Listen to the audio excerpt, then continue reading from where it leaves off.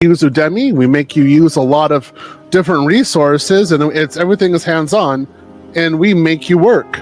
And basically, the way I look at it is, you know, you and me we're in Japan, and I got to get you into the office, because if you don't get into the office, you gotta lose your visa, like me.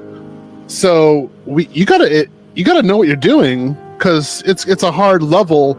There's a certain level to actually getting that job, and we're going for 6 figures because it's Tokyo and things ain't cheap here. We got to eat, and there's beautiful women around. If we want to date them, we got to be making some money.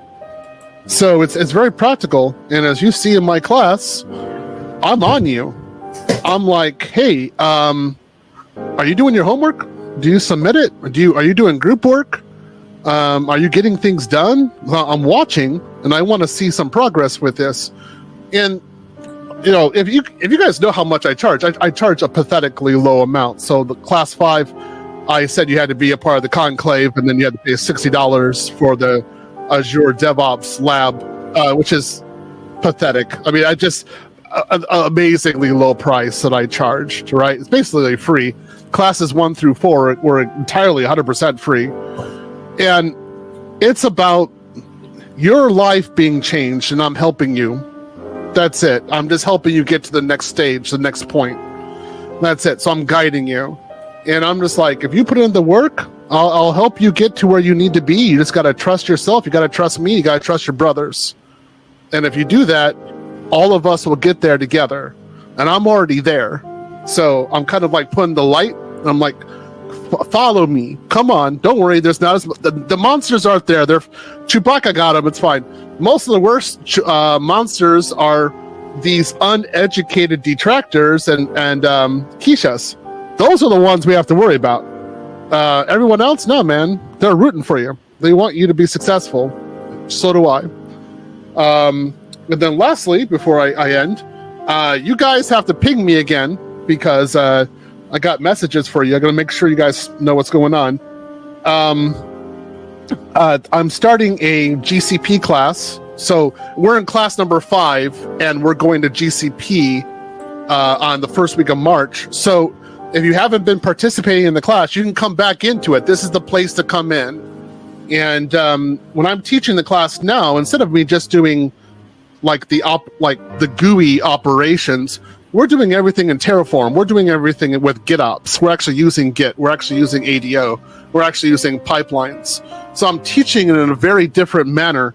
And that's because I'm teaching it much more real world and DevOps-y, and I'm getting you ready for that day one, that interview, that day one. You get your computer, you turn it on, so that you could be productive and you can actually lead a DevOps program, even if you don't have experience. I'm like, hey, look, I'll give you the experience. Just do the labs in the class, work with your brothers, and we'll get you there.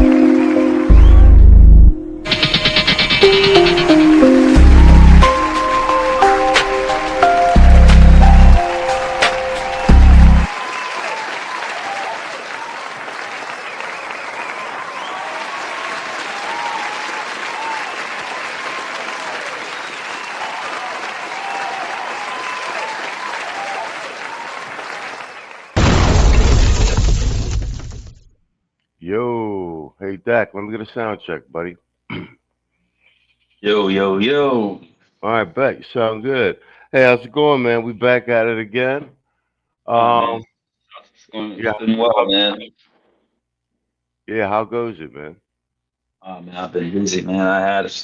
I've many interviews. Recruiters hitting me up.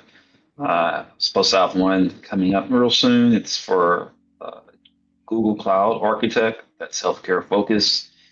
Then I got another recruiter hit me up for an AI architect role, and then also another recruiter for a senior solutions architect role. All of them are fully remote. All of them are like, 6 figures. So if you guys who are listening to this, stay focused, continue working in Theo's class, and uh, you all are on the way. There are definitely jobs out there. Uh, what I'm doing, and so you guys need any additional support, you can always message me, DM me on Facebook. It'll be under my handle. And again, with that, I'll turn it back to you. All right, bet. Yeah, and I'll give you a light brag right now. Like, I know Dak is like, he's talking to recruiters, et cetera. But I've seen Dak's LinkedIn. Old boy is legit. Um, Hell like, yeah, I have my like own I said, he crazy was articles. yeah, old boy is legit, and I didn't know how legit he was until recently.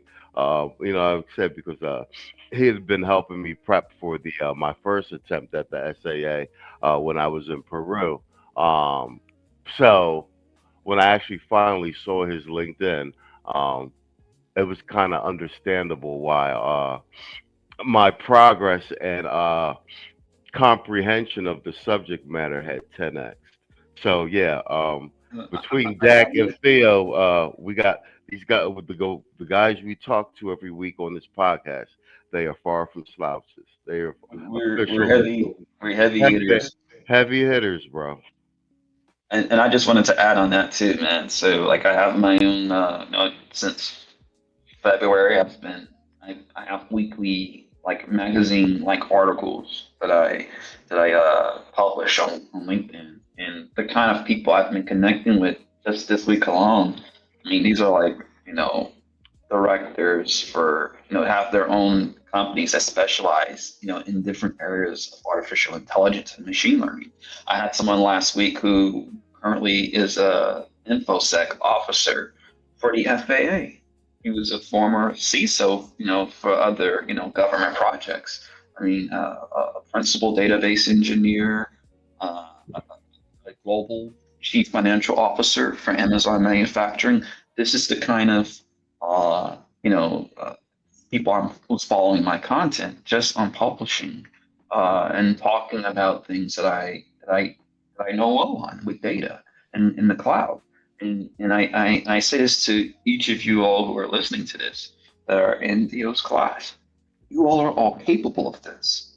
Each of you have something to talk about, and it's just a matter of getting the speech ops, position to who you're wanting to, target, and the world's your oyster. So yeah, yeah, it's all this is possible. I only did this in a month, and I'm already getting like heavy hitters following my content, who's connecting with me. I even got recruiters, DM me for jobs just based on the content. Because one of the things that is kind of unspoken is when people apply for jobs nowadays, they're not just looking at their resume or if they have a cover letter. They're looking at their digital footprint. So and when you're publishing like articles and content on LinkedIn, for example, or on X, they're taking that into consideration when they're selecting candidates. So if you want to stand out from the rest, post your own original content on LinkedIn, whether it's on a weekly or monthly basis, and that's going to really set you apart from the competition because it shows that you're not just you're not just okay, here's a resume of what I've done. you're showing that you actually know your stuff. You can explain it, in the most simple terms.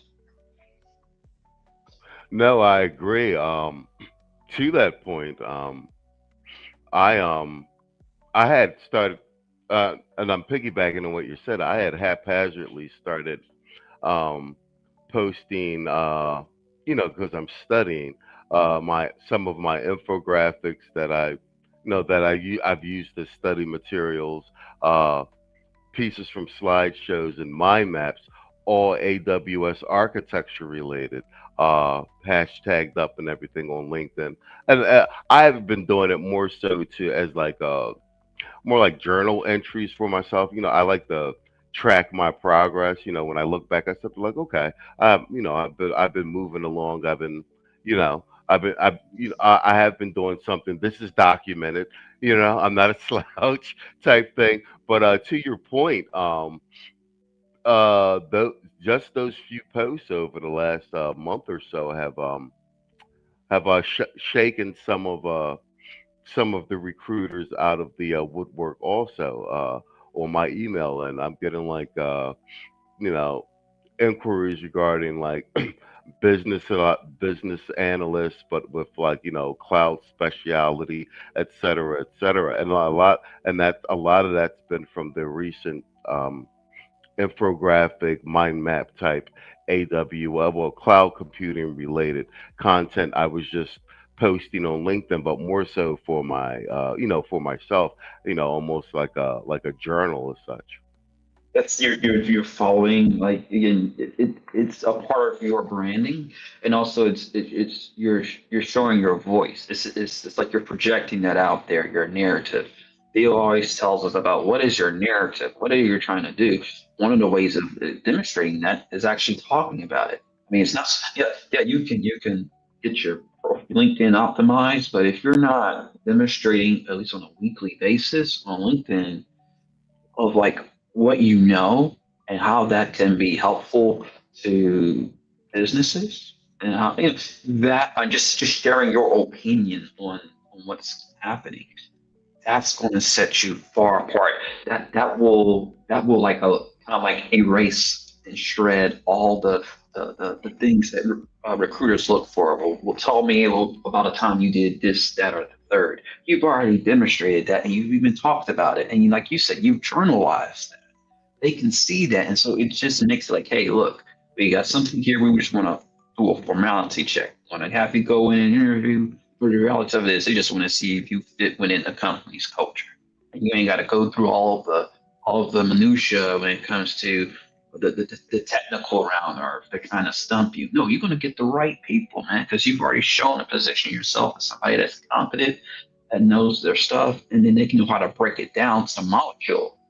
And that's the most important part. When you can break it down to the molecule, to the masses, that's when you have that respect that these companies look for, and what people look for, thought leaders look for. They look for people who actually can sell and also break things down, complex subject matter, to things that are like approachable to someone that is non-technical. No, 100%, bro, 100%. Um, I actually have your news article pulled up from British Broadcasting System, but actually doubling down on the SAA, prepping for Theo's class and everything.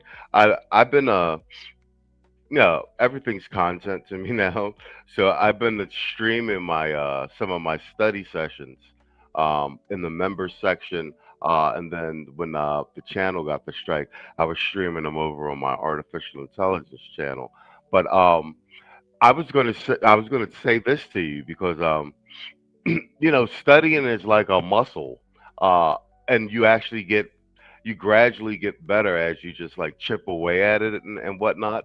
Um, so I found out that I could like actually prompt the Google LLM models that I'm using to like regenerate and refine my study notes and everything. Because I'm more of a visual learner, but I use Perplexity also, and they have a dialogue mode. So as I'm getting closer to the exam, it's not so much necessary for me to go over like huge swaths of notes. It's more important Right. that I double down on the things that I consistently get stumped on, or I need more nuance and understanding, because I'm noticed even questions I'm getting wrong, I'm not getting them wrong because I don't understand the services and the concepts. It's the way the use case was phrased, or a nuance or something like that. So what I've been doing is, I've been doing it, offline, but in my last recent study stream, I just who was it in the chat? I think it was Tori. Tori was in the chat. He's in Theo's class as well. So I actually pulled up. I use Perplexity AI just for their dialogue model. So I'm actually here. I'll show you. Here we go. Let's do it. So I actually pulled Perplexity into the browser, and so I'll get I had my actual notes out, and then I was reviewing them, and so things that over a casual, let's say like a overview or something, that I was stumped on, or I wanted more clarity to. I actually talked to the AI in real time to help me clarify some things. It's all about automating routine tasks efficiently. That's perfect. That was actually a really good answer. I'm glad that helped. If you need more details or have other questions, just let me know. Yes, I do. Give me a second. I'm reviewing my notes real quick. Um, Take your time. Let give, me know. give me let Sure. me see something. Take your time, and when you're ready, feel free to share more details or questions. I'm here to help. Okay. No problem. Just let me know when you're ready, and we can go through it step by step. Can you walk me through the steps for resolving EC2 network isolation and connectivity failures? Absolutely. First, check the security groups and network ACLs to ensure they allow traffic, then verify the route tables and the subnet's configuration. Finally, check the instance's status and any VPC endpoints if you're using them. Okay. Hold on for a second. Hey Tori, Sure. Take your time. I'm here when you're ready. Can you hear the AI talking in over the stream? Sure. IAM architecture involves users, groups, roles, and policies. Users can focus on the principle of least privilege. Make sure to understand AWS IAM roles, policies, and encryption options, like KMS. That's a solid foundation. Okay, walk me through the least privilege policies. Of course, the least privilege principle means you only give users or services the permissions they absolutely need. Start by defining the minimal access, then adjust as necessary.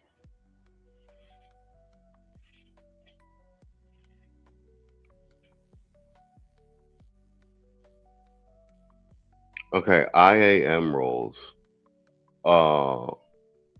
What do they grant, and what can you apply them to? Individuals, groups, or services? Give me the delineation. Great question.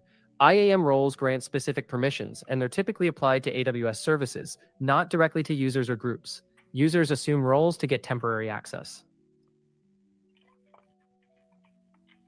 Give me a full breakdown on the IAM architecture and application. Sure. IAM architecture involves users, groups, roles, and policies. Users can be assigned to groups or granted roles by AWS services or users for temporary access. Policies define what actions are allowed. All right, perfect. So you see how I'm iterating using the AI to study. I first used it to consolidate my actual real notes and data sets from the practice exams, to generate like study materials for me, slideshows, mind maps, infographics, etc. And I've taken I've taken four data sets of practice exams so far, and I've consolidated my incorrect answers and stuff. So now What where I'm now we're You've done what you've done here is an example of like a knowledge model. Let's say it's curated based on the data that you have, like that you're pulling from, and you have essentially like a working knowledge model that is curated to what your data is. It doesn't give you all of the knowledge that's out there, like an overly generalized knowledge of the cloud. It's specifically tailored towards the SAA. exactly. You know, And now, like I said, when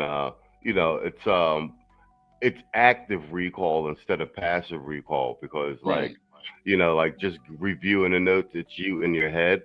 But because I can put the perplexity in dialogue mode, I can I can fine tune stuff that I'm still a little fuzzy on, or maybe I just need to hear someone else reiterate it to me in the language and stuff. And I can actually see progress in comprehension and speed at which I'm answering questions and stuff like that. Like I said, the AI is a game changer. Yeah. If you actually know how to use it and you know how to like manage your data sets and stuff like that. Right.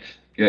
This kind of allude to what my handle for today's show is Data Bro Platform Gym Trainer, and so the data like platforming is kind of like I use the gym membership. Like you have Gold's Gym, you have Hotworks, you have Planet Fitness, you have like all these different gyms, right? You're taking the data assets, you're getting them trained, you're getting them pumped up, you're getting them to become to have robust, performance that you can get out of it, from business intelligence to reporting to maybe generative AI, agents. But these are gyms. The data platforms are like gyms. They're there to pump up the data and to give high performance that you can, from that data. So in your example there, you went from like, all right, studying it, going over together to now you have a trainer. You don't just have me. Now you have a personal trainer at your gym, and he's giving you like, kind of like the reps that you need to pass your SAA. So that's essentially, you see how it's like, this is the gym membership concept. Now, AI is not too much different from that. Data is not too much different from that. It's just that we're taking data assets, we're taking like you mentioned about IAM, we're taking like all those types of information, and we're taking that information, we're making it more performant, we're making it more, like performative and applicative throughout the company, making it valuable. We're taking the oil and we're extracting it and refining it. So that's why I use the gym membership concept for that. Yeah, spot on, bro. And yeah, to like you alluded to earlier, because it's the data set is confined to the data being used just to specifically pass the SAA. Yeah, I like how you see how concise the answers are. They're not these long, drawn out, extra technical with too much information responses and stuff. It's confined to the framework and the responses I need to get a concise understanding of something, and just enough to get me to pass you know what I mean? Just enough to get me to pass the exam.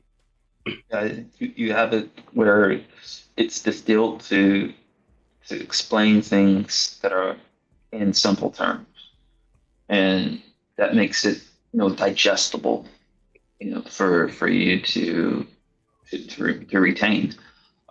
People take for granted that certain people they see themselves as being on an ivory tower, and so they just can't bring themselves down to the regular folk, so to speak. And the reality of it is, what makes a good teacher from being a great teacher. Great teachers know how to explain complex things into simple terms. Fact. So you have a great trainer. You have a great trainer, data bro trainer, to get you, set for the SAA. All right, excellent. Here, let's because we're at the 28-minute mark. Let's pivot to your British Broadcasting article. This is this product human made? The race to establish an AI-free logo. Yeah, so there's a push as a response to all the AI slop is we need to label, things that are not AI slop or things that are like human made, whether it be books, music, different, arts. There's just a push because people want to know that the content that they're getting is like human made and not something that is fake, so to speak, that is completely computer generated. I think that's the crux of the article here. Actually, I'm going to actually read through a bit of it, and I'll put it in the description as well, the link to the article. Yeah, definitely. Yeah. It says, is this product human made? The race to establish an AI free logo. Organizations worldwide are racing to develop a universally recognized label for human made products and services as part of the growing backlash against AI use. Declarations like proudly human, human made, no AI, and AI free are appearing across films, marketing, books, and websites. It is a response to fears that jobs or entire professions are being swept away in a wave of AI powered automation. BBC News has counted at least 8 different initiatives trying to come up with a label that could be the kind of global recognition that the Fair Trade logo has for ethically made products. But with so many competing labels as well as confusion over the definition of AI free, experts say consumers are in danger of being left confused unless a single standard can be agreed upon. AI is creating significant disruption and competing definitions of what is human made are confusing consumers say consumer. This is poorly written. Expert Dr. Anna Khan from Manchester Metropolitan University. A universal definition is essential to build trust, clarification, and confidence, she told BBC News. Books by people. That's funny. Books by people. No AI was used in the creating, producing, or marketing of this motion picture. Let's see. The movement to create AI-free certification systems follows generative AI tools being used to replace human work and creativity in range of industries. It should be in a range of industries, including fashion, advertising, publishing, customer service, and music. They should have used AI to grammar check this article. The organizations trying to come up with the labels include companies as well as nonprofits based in the UK, Australia, and the US. How the certifications work. Some labels like No AI, icon.com, AI free.io, and not by AI.fyi can be downloaded by anyone for free or for a fee without much or any auditing. Other systems like AI free cert require payment. Of course it does. And have a strict process of vetting whether or not a product has used AI or not. Auditors use professional analysts and AI detection software. But AI experts say that getting industries to agree what truly counts as human made will prove complicated as AI is integrated into so many everyday tools. I think that last point is spot on. What say you, Dak? Yeah, so my thing about this is first is that well, hats off to Joe Tidy for writing the article here because I see that AI free logo is kind of like what we've seen this before, but it was dealing with ultra processed snacks and food back in the 80s and 90s because we had like this push, the alarms for like cage-free, free-range chicken. You know, like fat-free, like snack wheels, and we just sugar-free, and we need to use aspartame and all this other stuff. And it's like, oh, but it's healthier because it's fat-free. And the reality of it is that it ended up bringing more junk in the grocery stores. And then it turns out the fat-free products are actually much more of a risk to people's health than the stuff that originally that came out that was junk food. So AI free to me is now will become the new fat free, because one, as the article kind of alluded to, is that there are websites out there where people have to pay. They can have to pay some type of fee to get that branding, and there could be some problems with that because what construes as AI free and what's not AI free is very broad. And like you mentioned about cage free organic labeling, if it's under the different handlers, say like a government, it makes it very broad of what's allowable, that you end up bringing in more trash that gets labeled as as AI free. Here's an example. Let's take like a corporation. They have recorded conferences and speeches and product catalogs and articles that they've done in the past. Well, they can use AI to create net new content and label it as AI free. Well, the problem with that is that it's just regurgitating old content and branding it as new content. And so with just having a generalized AI free labeling, it's not human made. It's still, it's still junk.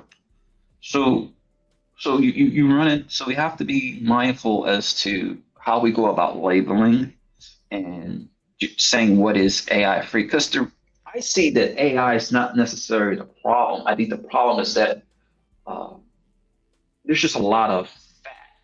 There's meat on the bone. There's just too much fat. We have to have certain allowable threshold of what we say is allowable for synthetic information. Because in certain industries, like healthcare, or in countries where there are data sovereignty issues, where the data that is within that region can only be kept and it's landlocked. So using synthetic data is actually helpful in that case, because one of the things when scrubbing like data, you have to remove any kind of demographics or city location, so you anonymize that information. That's a part of it. But the other part of it too is that you have to inject synthetic noise. That synthetic data, that fake data, is used for the AI. You need that. It needs a certain amount of noise to do the modeling appropriately. It's just like when we have an oscillator. An oscillator has noise, but you tune it to where you reduce the noise. But we have the opposite with data. Data, we have to like determine what is allowable and acceptable as noise. We need to have some of it. We just have too much of it right now. And that's kind of where I'll land it. No, I think you're spot on with that. I'm actually seeing some of the auto labeling. LinkedIn's actually started already auto labeling certain content. It's like a little circle they put on your thing. Yes. Yeah. They are. Because AI can be useful. It can be augmented to help with writing and different things. Even in the arts, when we talk about singing and creating content, certain aspects of it we already have seen being used for personal use. If you think about it, music, for example, it was very expensive, to go to a recording studio to do all the production for most music nowadays. You can do it locally on your computer. You can do a lot of that stuff. It empowers the consumer on how much they want to put within their production. instead of having to rely upon the major, studio labels. And it goes back again with data. It's like I talked about, okay, we have the gym membership concept. Companies who they're looking at, they get blinded by, okay, well, Arnold Schwarzenegger goes to Gold's Gym, or whomever the influencers, oh, they go to this yoga studio. And so the data platforms, whether that be whichever, people are being brought on, oh, let's go with Claude, or whomever it is, the reality of it is, we need to understand the macros. Just like, again, if someone wants to understand their macros and before looking at the gym and what equipment they have, understand your macros. Data macros, the assets that you have. Understand it first. Understand what those limitations are. Understand what is it that you want to gain out of it. Do you want to, and that way you can then choose what membership you want within that gym, that data platform gym. Because you may not need to have all the premium perks. You may not even need that. You just need a couple of things in there. Okay, I need to get some initial training and inferencing. I just need to do machine learning. Machine learning models are very, very accurate before we can even go and do AI for a particular use case. So there's allowable forms of AI. It's just like there's allowable forms of synthetics. Okay, no one wants to allow steroids, but they allow different types of drugs that help with enhancing performance, athletic performance. But they're permissible, they're allowable, they're tolerated. The same thing with AI that we have to get to. You understand? So like we have to follow that same concept where don't get too caught up in let's label everything free. Let's look at understanding what our macros are to our data, and then let's look at what can we inject and allow. Because having that kind of data enhanced with AI can help make the data more performative. It's not entirely bad. No, I agree. I think this is the beginning of a tepid response or a tepid extent at trying to regulate and rein in the ever expanding uses of AI, pretty much in every aspect, in every market, every industry, and every aspect of our life. And I think in terms of governance and what have you, and I think to a large extent, the horse is way out of the barn. You're right. You were pulling the cart before the horse. You're absolutely right. And institutions, governments, bureaucracies, etc., are slow to adapt to a changing environment in and of itself in terms of regulation or anything. Even a lot of our banking regulations are still 3 decades behind. But with AI iterating at the rate that it does, I mean, you're in the industry in terms of the architectures, and if just look at how rapidly the agent models are being updated almost on a goddamn weekly basis. Yeah, it's crazy. Like in was that's like a month ago, and then it's like and oh yeah, you can use it, but but this new OpenClaw and Claude model is basically consolidated like 8 of the steps that you would have used to use the N8 model. Like, so I don't really see the point in using it. The iteration is crazy. Well, this is why I compare it to like the health boom back in the 80s and 90s. Like the I call it because like there was a grift. There was a huge grift from the food industry where we have sugar free, we have fat free, and they would have there was billions of dollars that was put into promotion, getting the labels and branding on, and then it turned out that people were eating this stuff who were trying to lose weight or improve their health. They weren't improving their health. Matter of fact, they didn't even see it. They were gaining more weight off of this stuff. And so then that ended up being a push against that because in the 2000s and well, really in the 2010s now we went from being fat free to now being okay. Now we've got to change. We've got to refactor the food pyramid. And so like all that stuff from like 30 years, 40 years, all of that has to be refactored because it was all wrong. Because the people at play, like you mentioned, they were not like they're slow at changing, right? But people could not wait 40 years. Some people might have died because they consumed what was perceivably healthy. And it's the same thing with AI free. It's like perceivably it may be free, but one thing, and it talks about the motion picture industry. Just because it's AI free doesn't necessarily mean it's like artistically great. And I think that's one of the things that will be the silver lining with AI free is that it will drive people to be more authentically great at their craft. Because to me, like it's an excuse to say, oh, support my movie because it's AI free, support my music because it's AI free. No, look, I'll support your music if it's great, if it's got a hook. And that's generally how the consumer population works. If it's got a hook, if it sells, they're gonna go with it. So I think yeah, AI free is good, but ultimately what's gonna matter the most is authenticity and creativity at the end of the day. If it sells, that's what's gonna go. That's really what it's about.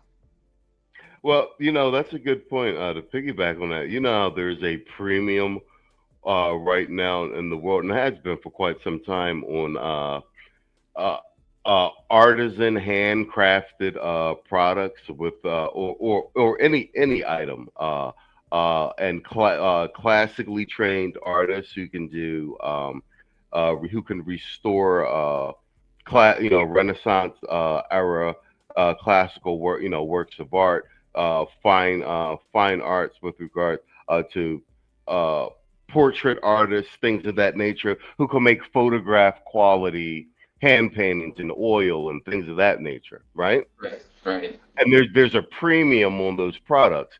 The same with a number of fine Swiss watches, where every component is handmade, et cetera, et cetera. And like I said, the even the replica market with luxury watches are fantastic, and then people do buy them. But even people who do buy the everyone does pay the premium on the item that they know was handcraft. That was, let's say, for example, a watch and the name of the watchmaker, the house where the watch was made, the institution where the watch was made, etc. To that point, I think that with regard to certain movies, works of art, etc., with the proliferation of AI. Certain films, certain things where certain pieces of music, even It where just emboldened the art. It just emboldened the arts and artists to step their game up. They can't just go with okay. That's what I'm saying. Like it's like you can't just go with AI free. So what? Consumers are going to look at what sells and like okay, so what you do something, but like what does it make it stand out against others? At the end of the day, it's all about free market competition of ideas. And so this is to me the AI free is going to, I think long term is going to inject, just a higher level of just artistry and creativity that we haven't seen, in quite some time. spot on. What do you call it? Let me do a time check. All right. Well, we're at the 47-minute mark. Here, let's just do this. We'll skip our architecture today. I got a 4-minute clip because we were actually just talking about agents and et cetera. And then, there's the ongoing conversation about at some point China going to surpass us in AI, et cetera, because they're turning out more engineers, et cetera, et cetera.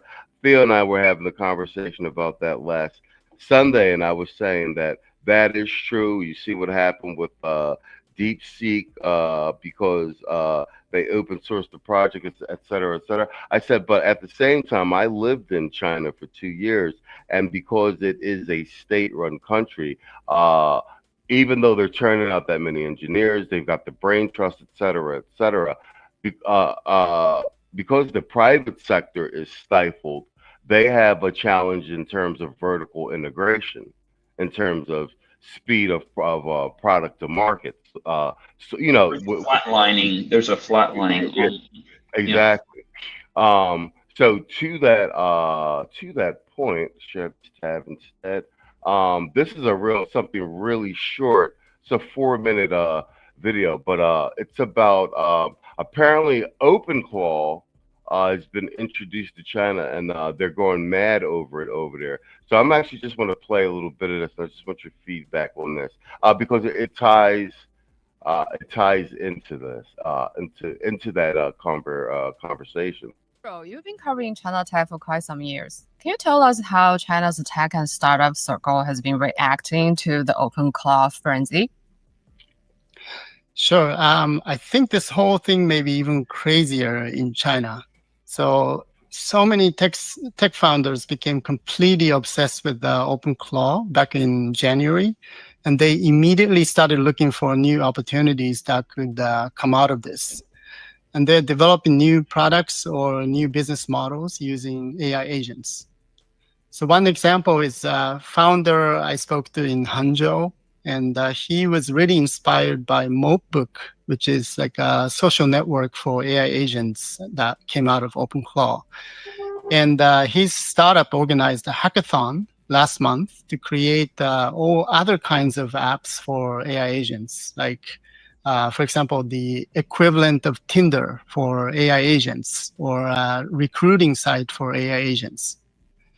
And there are other types of people, like I talked to a guy in Beijing who is using OpenClaw to scale up his one-man business of running social media accounts for AI influencers. And basically, he built a whole fleet of OpenClaw agents running on secondhand MacBook Air that he bought, like a dozen of them.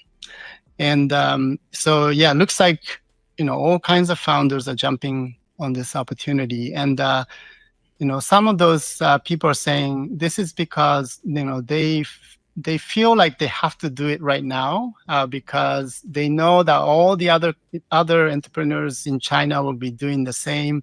Your competitors will be launching something if you don't do it right now. So they feel like they have to respond. So sounds like quite a bit of a fear of missing out going on there. Absolutely. I just want to quickly circle back on the Tinder for AI agents idea. How's that supposed to work? Is it something built for AI agents to date each other, fall in love with each other? So I think that one, the idea is that because AI agents are kind of working on behalf of the human owners, so if they understand the human owners, preferences, love interests really well, then the agents can go meet with other agents also representing humans. And then I guess the goal is, ultimately the humans can eventually meet based on what the agents have arranged for them. Well, let's hope when when the date happens, it's the actual human showing up. So China's tech giants have also made a lot of great strides in open source AI models, from Alibaba to ByteDance. How are these companies reacting to this? So they also moved very quickly. Even around the end of January, they started offering services to run OpenClaw on their cloud platforms. And this is something that the big US cloud providers haven't done. And I think the idea is to give their users very easy access to OpenClaw, so they don't need to buy expensive, computers to run it on their own. I see. And what about hardware? I mean, China is very good at producing all kinds of tech gadgets and hardware. Is there potential for AI agents to be deployed or combined in some way with hardware? Yes, definitely. So hardware manufacturers are also paying very close attention. They've been, launching their own projects. And I spoke to, for example, a startup in Guangzhou, and they make smart device chargers that people can use in, offices or homes. And those guys immediately started working on new software to basically allow the users of their gadgets to remotely control them using OpenClaw agent, by talking to OpenClaw agent on messaging apps. So definitely all of these, gadget hardware, companies are also, seeing an opportunity here. And again, they also. Okay, so there's basically been an explosion of use of OpenClaw starting in January 2026. I don't know if it just recently became available to them in China, et cetera. I don't know what the restrictions are, but basically he's detailing an explosion of basically innovation with the new tool, and everyone rushing to build something ASAP before they either lose use of it, or before the use of OpenClaw is widely proliferated through China. So it's the first to market syndrome. What say you? Uh, you hit it there. I mean, like OpenClaw is something. It seems like it's really good at a for smaller markets, or like if you're just doing like a particular product or application. It's just very quick at being able to build platforms, or software that typically you would have to go and get someone to do all of that, and just the speed to it.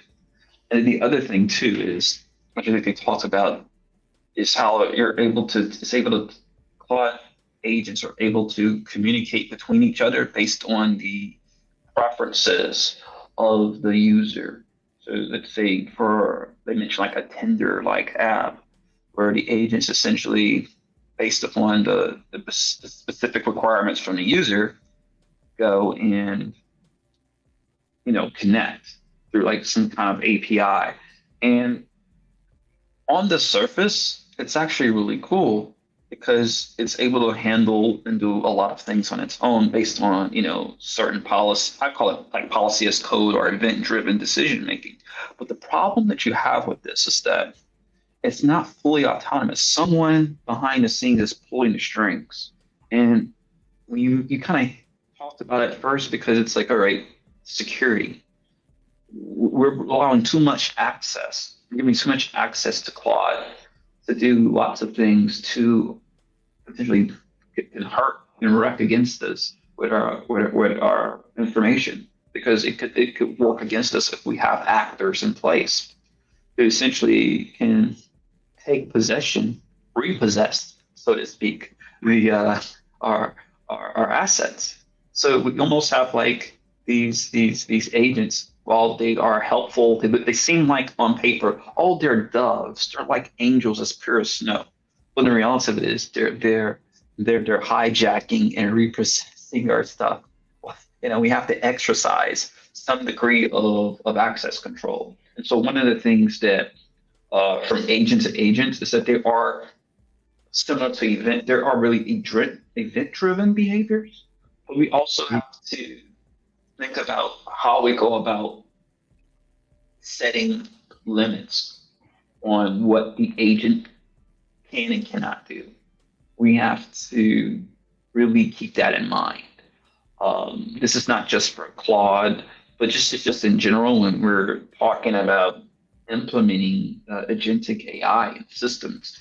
We still have to deal with federating access controls. Although this is within an agent zone, we still have to federate what it has access to, what it cannot do. You have to explicitly declare that, and within that environment, just like we have to in any environment that we deal with. Like it's like there's certain things that are there's like a contract. The contracts, there's certain things we have access to, and we don't have access to. We're limited on how much we can use at a certain time frame of how much we can do things. So in a sense, this is great, but also The trade-off is we need to really reinforce zero trust and policies to ground our agentic AI systems, so we don't have the issues that Claude is having right now, where people like the Claude, like it's getting too high in mining. We give it too much access of information, too much levels of access,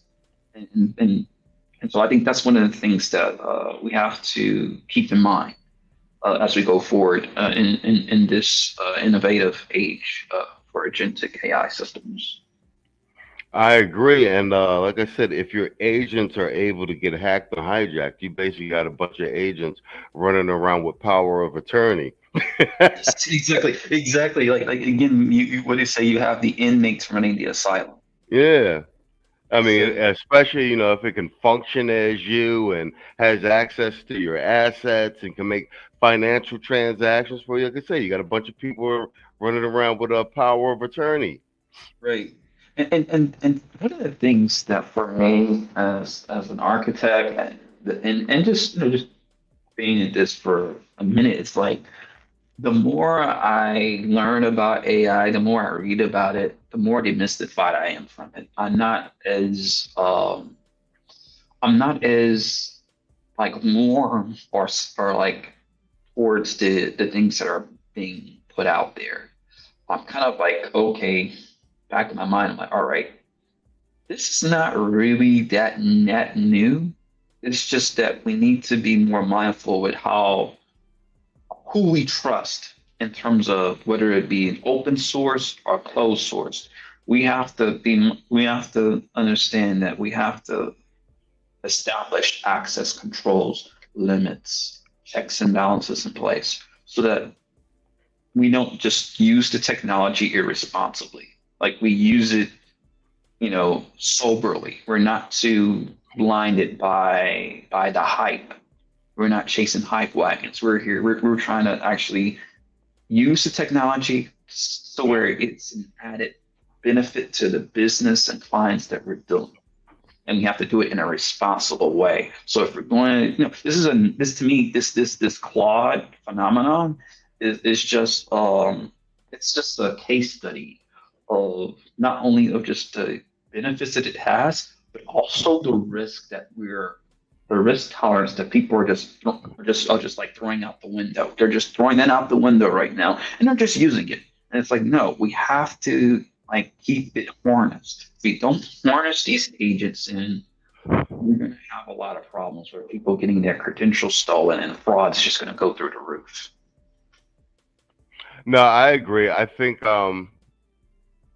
at least with the building of platforms and products rapidly, it's prototyping and iterating.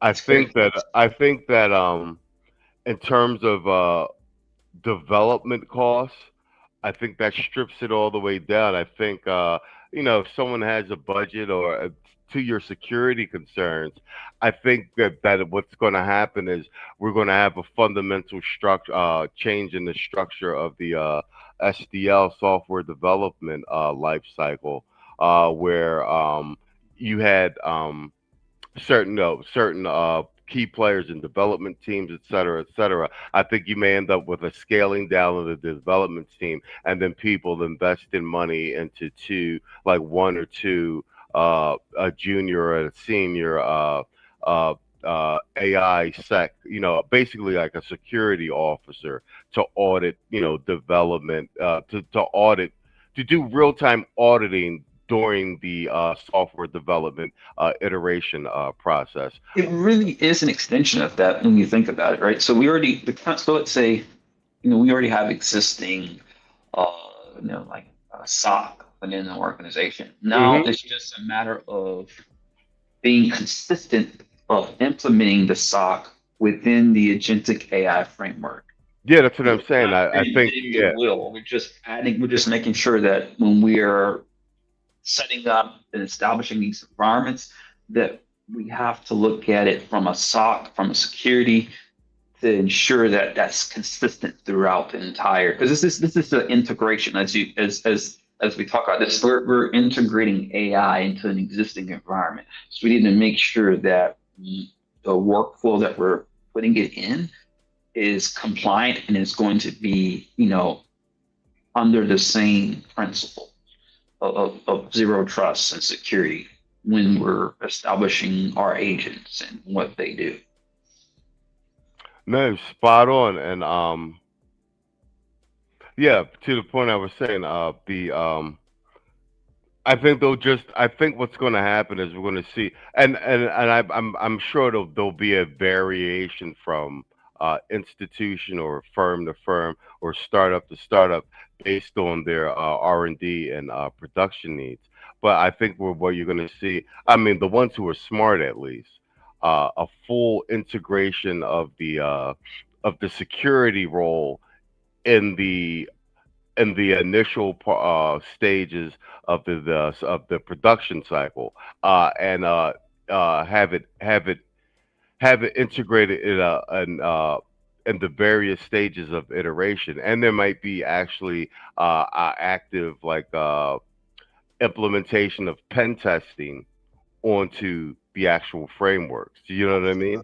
Absolutely, yeah. I mean, security is always top priority for me. Hmm. But in the reality of a lot of companies, Yeah, but like motherfuckers just want to build shit, bro. they You just know wanna- that. you can build it in a we can build it in a We could demilitarized Yeah, zone. we'll build it and we'll retro frame the security. You know that's how everybody does. You know that's how everybody does that shit. I'm doing it now. Like I'm doing it now. I got mad stuff built. I know there's all types of security. But you want a prototype ASAP.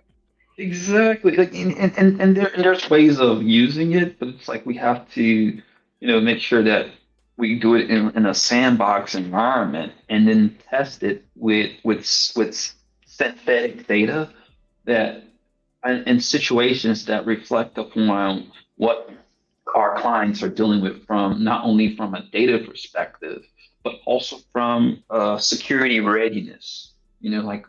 So we can test and see, is this actually helpful? Will this actually fit this within our risk appetite? And if it doesn't, then we don't use it. We don't put it into production. It's the militarized zone where we can test that. And I think part of it can help embolden organizations with really harnessing on rolling out AI security, because a lot of the AI projects fail to production because they only go with the tool first instead of security and organization first. Security organization first should be the priority in terms of like how we integrate that into our client systems. But when you just go, oh man, look at the new J's, look at the new Adidas, let me get them on. Man, don't even fit your foot, right? The sole is it's like you walking, you're like you got duck feet, man. Like you can't even fit them. You know what I mean? It's like if the glove don't fit, we must have quit. If the system doesn't work with our data, what's the point of having all of that access given to it when it's not really giving us that net benefit? Which goes back again to my Data Bro platform, Jim. Like, let's get a program that's going to fit within our macros. Oh, but look, man, look what they're doing over here and over there. Nah, man. We need to get our company's assets straight so we can get it performative. They may not need the hyper performative because they may not have the necessary data that's needed to get to that point. There's different varieties of data. Just like, okay, there's different gym equipment. Maybe they can start off with some calisthenics. Let's get some SQL in. Let's get some ETL in.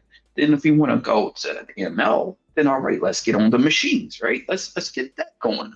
We can do some free weights, right? With the ML. And if you want to go and do some really hardcore training and they've got billions of dollars of worth of assets, then yeah, let's bring in the big tools. Let's bring in the big boys in. That's when you get my trainer. You get me as a gym trainer and the Data Bro platform.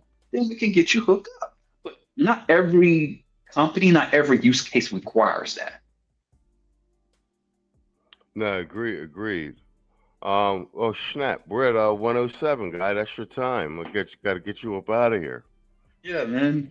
Hey, man. Yeah, this is awesome, man. This is an awesome stream. Those who are watching and even those who may be watching on the replay, like I said, just really data and AI is not that hard to understand. When you, as I use the gym membership concept, you have to understand your macros. What are the gains that you're trying to get? And the company is the same way. What are the gains the company needs? What are their assets? What are they trying to gain? Understand that first. Ask them those questions first. Then talk about, okay, well, let's go about maybe using machine learning or AI to get there, to get that performance up. But we got to understand where we at. We got to get a diagnosis before we start doing the prognosis. No, spot on. No, this was actually a really good stream. You know, this goes in rotation too. Type. Well, hopefully we'll have you back next week, man. Good luck with the interviews. You actually don't really need luck. Like I said, I think it's funny. Like I said, I mean, we got you know, we got guys behind avatars and stuff here, but some of the guys that you guys are listening to, and especially that come through this channel, are very impressive in real life. Yeah, we winning out here, man. Like we're winning out here. We just move in silence. That's it. We move in silence. Yeah, man. So yeah, man, get with it. If you guys aren't registered for any of Theo's classes, I'll still be streaming my study sessions up until I pass the SAA, and then I'll probably be streaming the study sessions for the next cert I go after, and job placement, etc. I'm not gonna hold you any longer, man. Until next week, man. Thank you for coming by, supporting the channel, and hanging out with me, Dak. Yeah, salute to you, Machismo. Salute to everyone in the chat. Salute to everyone in the replay. Like, hey, see you guys next week.